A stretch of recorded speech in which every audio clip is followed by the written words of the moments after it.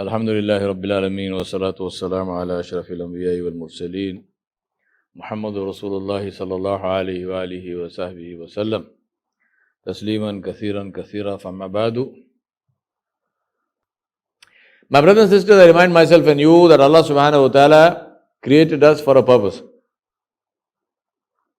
which He described when He said, وَمَا خَلَقْتُ الْجِنَّ وَالْإِنسَ إِلَّا لِيَعْبُدُونَ. Allah said, I have created the jinn and the mankind for nothing other than that they may worship me. So the purpose of creation, the reason why we exist, is to worship Allah subhanahu wa ta'ala jalla jalaluhu. And the way to worship, this is the beauty of Islam. Allah subhanahu wa ta'ala did not say, I created the jinn and the insan to worship me, and after that Allah subhanahu wa ta'ala did not leave us to figure out how to worship Him and invent our own ways. So it's not as if somebody is singing a song, a nasheed or a qawwali or something, saying this is worship of Allah. Another person is spinning like a top or something, saying this is worship of Allah. Another person is doing something else, saying this is the worship of Allah. No. Allah subhanahu wa ta'ala specifically described and showed us what is the way in which He prefers to be worshipped. Innani anallahu la ilaha illa ana fa'abudni wa aqimis salata li dhikri. Allah subhanahu wa ta'ala said to Musa alayhi salam in Surah Taha, the ayat which are there, verily I am Allah, la ilaha illa ana, nobody has the right to be worshipped except me, so worship me, wa aqimis salata li dhikri, and establish the salah for my dhikr. There is a protocol whenever you meet some great person, and especially this applies even more importantly in our world when you are meeting royalty or when you are meeting, nowadays it's not so much in presidents and prime ministers because they come and go, but royalty is kind of the whole elaborate procedure when you meet a king or a queen and so on and so forth. So you are, and you are briefed in advance. This is what you must do when you meet the king. In 2010, I was invited to speak at the International Hajj Conference, and as part of that, we were invited to a banquet in the Royal Palace in Mina, and I met King Abdullah, rahimahullah, he passed away. And so before we went in there, we were told, this is how you will meet the king, this is what you will say. You can't go there and hug the king and say, hi, nice to meet you or something. I mean, there's a procedure, because you're meeting the king, so there's a protocol, a process. Now, salah is that process. You are going to meet Allah subhanahu wa ta'ala, ta'ala Allahul amthal. I'm not comparing Allah subhanahu wa ta'ala to this king or that king. I'm saying that just to illustrate that. So, salah is the way in which Allah subhanahu wa ta'ala prefers to be worshipped. And that is what we are doing. So not only are we worshipping Allah subhanahu wa ta'ala, obviously if you are worshipping Allah subhanahu wa ta'ala, the question in the mind of any intelligent person would be that I am worshipping Allah, but how do I know Allah likes this? How do I know Allah prefers this form of worship? I just thought about this, I dreamt it, I invented it, but is it really acceptable to Allah subhanahu wa ta'ala or not? You would ask this question. But in the case of salah, we don't have to ask this question, because this form of worship of Allah subhanahu wa ta'ala was taught by Allah subhanahu wa ta'ala to Rasulullah sallallahu alayhi wa sallam. And therefore, we know that this is the way which Allah taught His Nabi sallallahu alayhi wa sallam. Therefore, obviously, this is the way in which He prefers to be worshipped, and therefore it is something that we do with confidence, inshallah. Salah is also a meter. Salah is a means by which we can judge ourselves. The salah is something, it's not just, 2 rakat, you go to the masjid, you pray and you go off, and then the rest of my life is mine, I do whatever I want. If it is my business, I run it any way I like. If it is my home, I run it any way I like. If it's whatever I'm doing, I do it any way I like. That is not true. Salah is a meter which also tells me what I am doing, whether this is something that Allah subhanahu wa ta'ala likes or not. Allah said, "Utlu ma uhiya ilayka min al-kitabi wa aqimis salah. Inna salata tanha anil fahsha'i wal munkar." Allah subhanahu wa ta'ala said in Surah Al-Ankabut to Nabi sallallahu alaihi wasallam, He said, recite, O Muhammad sallallahu alaihi wasallam, what has been revealed to you of the Quran, and establish as-salah, verily the salah prevents a person from al-fahsha, which is all forms of shamelessness, all forms of sins, and wal munkar, and all things which are rebellious and wicked deeds. There was one of the Sahaba, there was a man who used to come to Mirza very regularly, and then for a period he didn't turn up. So Rasulullah asked somebody, they said, where is this man? He always comes. Where has he gone? So they said, Ya Rasulullah, he is ashamed to come before you. So Nabi Sallallahu Alaihi Wasallam said, why? They said, well, he has fallen into bad ways and he is doing things which he should not be doing. So he now feels shy to come before you. Rasulullah Sallallahu Alaihi Wasallam said, has he left Salah? They said, no, he prays. Nabi Sallallahu Alaihi Wasallam said, tell him to stay with Salah. Tell him to establish Salah. Tell him never to leave Salah. So they conveyed it to the man. And after some days, the man came into the presence of Nabi Sallallahu Alaihi Wasallam. And he made tawbah. And he said, Ya Rasulullah, I took your advice. And then the Salah did what the Salah is supposed to do, which is keeps me away from fahsha wal munkar. Think about that. If you have prayed Salatul Isha, after that Salatul Isha, if you now go and sit in a Ghana party or a dance party or some God knows what disco, what does it say about your Salah? What kind of Salah did you pray? No, isn't it true? What did you do just now? You stood before Allah subhanahu wa ta'ala. You had this conversation with Allah subhanahu wa ta'ala. You remembered your akhirah.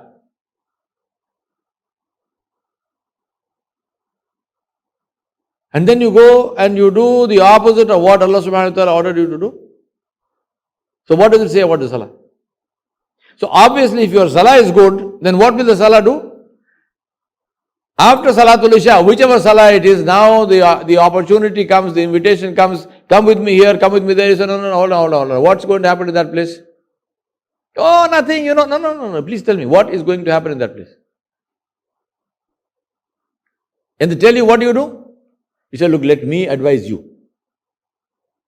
Don't do this. Don't do this because you are challenging Allah subhanahu wa ta'ala. Don't do that. They say, no, but we made all the arrangements, everything. Okay, fine, no problem. Salaam alaikum. I am not coming. Khalas. Because I just prayed Salatul Isha. And if Allah gives me life, tomorrow morning I have to pray Salatul Fajr. So when I spend my night doing haram, then next morning, what face will I have to stand before Allah subhanahu wa ta'ala? This is what Salah does. Salah protects you. Salah is protection. You say, Alhamdulillah, no problem. I have prayed Salah. I am not going to disobey Allah subhanahu wa ta'ala. I just said, Iyyaka na'budu wa iyyaka nasta'in. Oh Allah, I am yours. If I am yours, can I do something against your order? No. So either I am yours or I am not yours. So if I am not yours, then no problem. Khalas, there is no shortage of real estate in Jannah or Jahannam. So go pick your place. But if I am yours, then I am not going to do something which you have prohibited, no matter who gives me what spin on it. That's not my problem. I will not do that which Allah has prohibited. Khalas, finished. This is what Salah does. Salah is therefore protection. Salah is the pledge. Salah is the connection. I already mentioned this to you. Iyyaka na'budu wa iyyaka nasta'in. The question to ask yourself at that time, the question I have to ask myself is, what is the level and state of my Iman? When I am saying Iyyaka na'budu wa iyyaka nasta'in, when I am saying to Allah subhanahu wa ta'ala, oh Allah, I am yours. You alone we worship. You alone we ask for help. Is that really true? What is the meaning of worship? One meaning of worship, of course, is to make ruku and sujood and so on and so forth before Allah subhanahu wa ta'ala. We make this before Allah subhanahu wa ta'ala. We do not do this to anything else, to idols and so on. But the other meaning of worship, which is equally important, is obedience to Allah subhanahu wa ta'ala. Worship is obedience.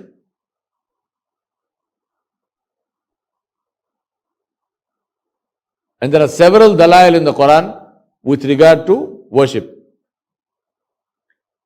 One of the best of them is from Surah Al-Furqan, where Allah subhanahu wa ta'ala said, أَرَأَيْتَ مَنِ اتَّخَذَ إِلَهَهُ هَوَى أَفَأَنْتَ تَكُونُ عَلَيْهِمْ وَكِيلًا. Allah subhanahu wa ta'ala said to Mr. Sallam, have you not seen those who worship their desires, who have taken their desires as their God, as their ilah? So worship the desire means what? Does it mean that the person is putting a keyboard in front and making sajda to it? Does it mean the person is putting a bottle of whiskey there and making sujood? No. Worshipping desire means to obey the desire in opposition to obeying Allah subhanahu wa ta'ala. This is the worship of the desire. And Allah subhanahu wa ta'ala disliked that so much that Allah subhanahu wa ta'ala prohibited Rasulullah sallallahu alaihi wasallam to seek forgiveness for people who worship their desires. Allah is saying to Nabi sallallahu alaihi wasallam, are you going to intercede for such people? Can you imagine this? Think about it. The problem is, what shaitan does is shaitan puts a sugar coating on the pill. Shaitan prevents us from doing good in two ways. One, shaitan makes you choose something of less value over something of higher value. Right? Two things. Something of less value over something of higher value. And the second one thing he does is, shaitan makes something which is serious look like it is not so serious. Meaning something which is seriously bad, shaitan makes it look as not so serious. Let me give you an example. Alhamdulillah, Allah subhanahu wa ta'ala gave you the tawfiq, all of you are sitting here. But I happen to know that there is a sale going on in one of the very nice designer stores in the city. Now tell me, if you go and with your halal income, if you go to this designer store and if you browse around and you find, some nice clothes for yourself, or it's a woman's store, so it's for your wife, your mother, sister, whoever, right? So if with your halal income, if you go to that place and if you spend some money and you buy these clothes, is it halal or haram? Is it permissible or not permissible? Permissible, of course, alhamdulillah. Nothing wrong. Not only is it permissible, let me go a step further and therefore encourage all the men here to go and buy nice clothes for your wives, is that if you are spending this money, inshallah, halal money, to buy some good stuff and good designer stuff for your wife, this is sadaqah. So you are doing a good deed, Allah will reward you for it. No problem. But same time, you have a choice of coming to a masjid and sitting in the dhikr of Allah subhanahu wa ta'ala, understanding the value of Salah. So you've got now two halal objectives. Both of them are halal, alhamdulillah. But which has more value than the other? This is a no-brainer for anyone who has a brain. There are no-brainers for people who have no brains. In the designer store, yes, sure, you spend some money, alhamdulillah, Allah will give you reward, inshallah. But when you are sitting in the masjid, engaged in the dhikr of Allah subhanahu wa ta'ala, every second you are getting the blessing of Allah subhanahu wa ta'ala. Every second you are getting a reward. Being multiplied. You are in the house of Allah. You are in the presence of malaika, of angels. And this is being recorded in your amal. And then, فَاذْكُرُونِي أَذْكُرُكُمْ. Allah subhanahu wa ta'ala said, you make my dhikr, I will make your dhikr. So when you are making dhikr of Allah subhanahu wa ta'ala here, Allah is mentioning you by name on His arsh. He's not doing that to the person who's in the store.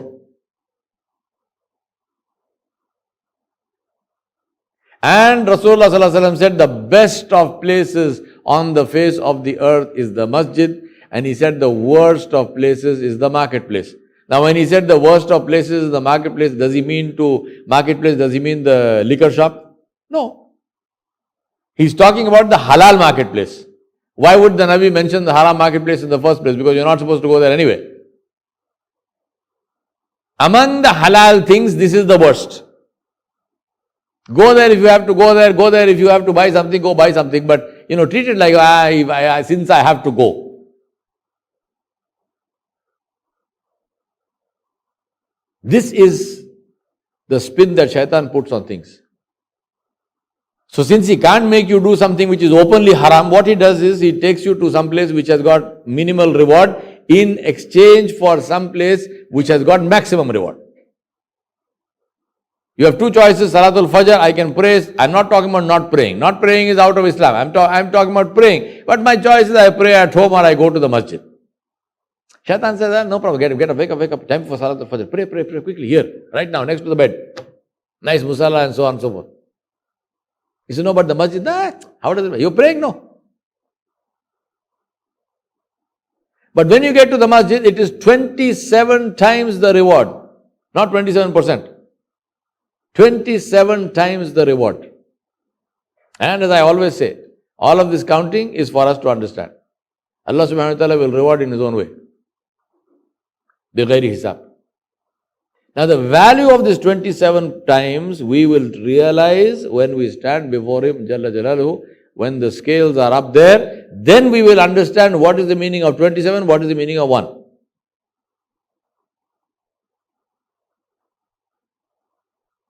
So this is one way. And as I said, the second way in which shaitan deceives is, he takes something which is bad and evil and he puts a covering on it and he says, it's not so bad, it's okay.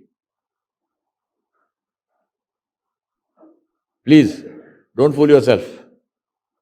My brothers and sisters, 5 times a day we are reminded of the fact that one day we will stand before Allah subhanahu wa ta'ala.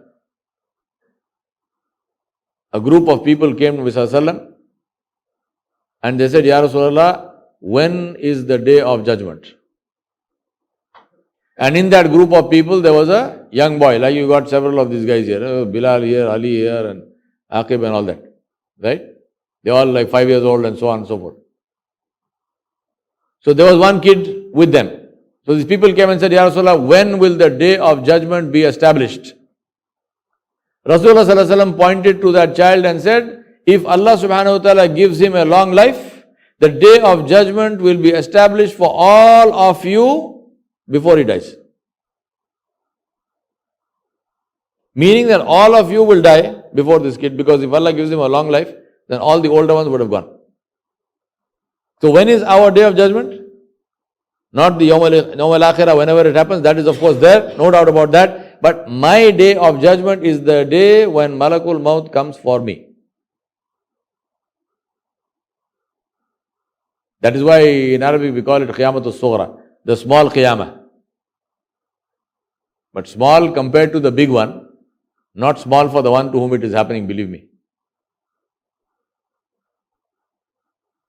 That is the reminder 5 times a day. And that is why this is a protection. The one who consciously remembers the day of judgment 5 times a day, believe me, that person cannot go wrong. That person cannot commit a sin. That person cannot do something which is wrong because he is standing before Allah subhanahu wa ta'ala 5 times a day. Sallallahu ala nabiyil kareem wa alihi wa sahbihi ajma'in bi rahmatika ya arhamar rahimin.